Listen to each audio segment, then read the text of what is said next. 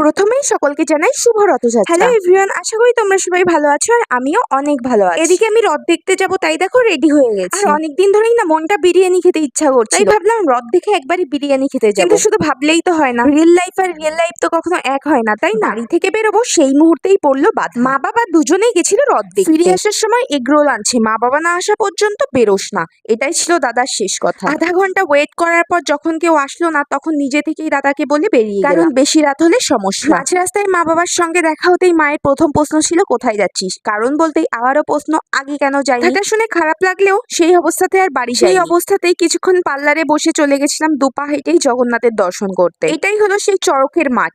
রথের মেলা ছোট হলেও চড়কের মেলা কিন্তু বেশ বড় হয়। রথ টানার সময় নিজে কখনো রথের পিছনে যাই। ভিডিওটা দিয়েছিল একটা বন্ধু, এটা হচ্ছে আমাদের এখানে এবছরের রথ টানা, সেটাই তোমাদের সঙ্গে শেয়ার করলাম। তারপর 8:30 নাগাদ বাড়ি ফিরলাম। রোলটা দেখেছো, মনে হচ্ছে শির দ্বারা ভেঙে গেছে। যাই হোক, আমি রোল খাই, তোমরা